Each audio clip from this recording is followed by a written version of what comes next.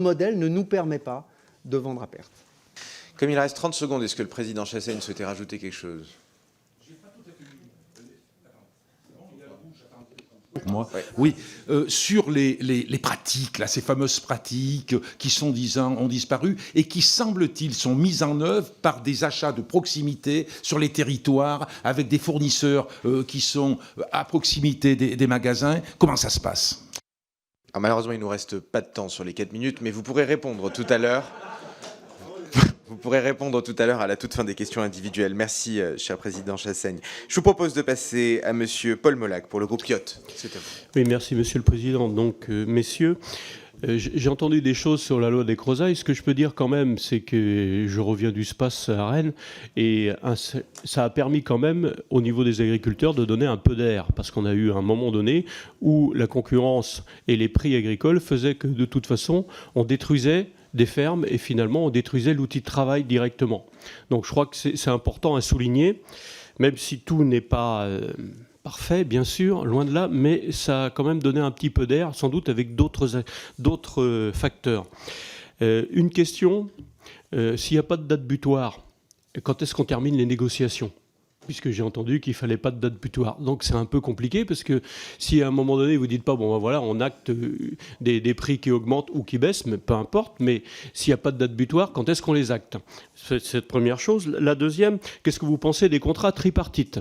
Puisque vous parlez des grands industriels, alors on a quand même souligné qu'effectivement, on a quand même beaucoup de PME et de TI dans l'agroalimentaire qui font, et c'est pour ça qu'on a aussi un panel, un choix qui est quand même très important. La gastronomie, c'est quelque chose.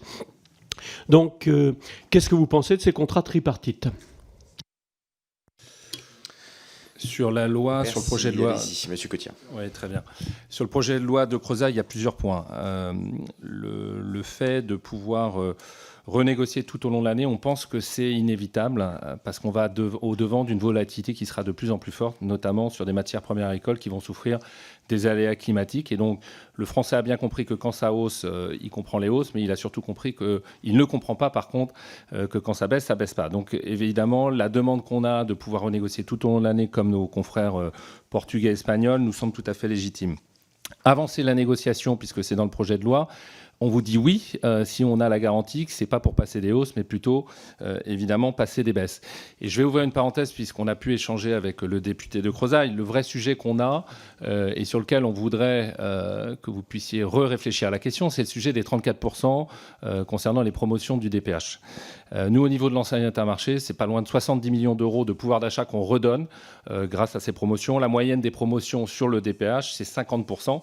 Donc les limiter à 34%, on trouve que ça n'est pas dans le sens logique des choses à un moment où il y a une pression sur le pouvoir d'achat. Et donc, dans l'ensemble de la loi de Crozat, on est vraiment favorable à la recondition des Galim, parce que comme vous le dites, alors moi je ne suis pas allé au SPACE, mais je suis allé au Salon de l'Agriculture, et ça se détend. C'est-à-dire quand vous voyez Thierry Roquefeuille, il vous dit quand même le lait, on en vit mieux, etc. Et on a cette responsabilité collective de ne pas toucher à ça. Donc merci aux députés de proposer ça, mais réellement, sur le DPH, il y a une incompréhension qui sera difficile à comprendre, d'autant qu'il y a un sujet de distorsion de concurrence.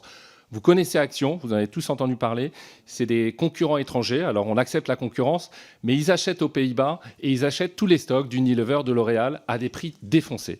La réalité demain, c'est que ce ne sera pas sur le prix de fond de rayon qu'on pourra vendre du shampoing alors que les Français se restreignent, ce serait évidemment sur la promotion qui pourrait être dans des proportions à 50-60% pour concurrencer ces nouveaux acteurs.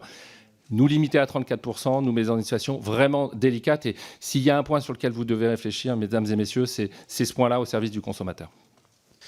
Il reste 30 secondes. Est-ce que, monsieur Molac, vous souhaitiez réagir ? Les dates butoirs, me dit monsieur Molac. Monsieur Schelchard ?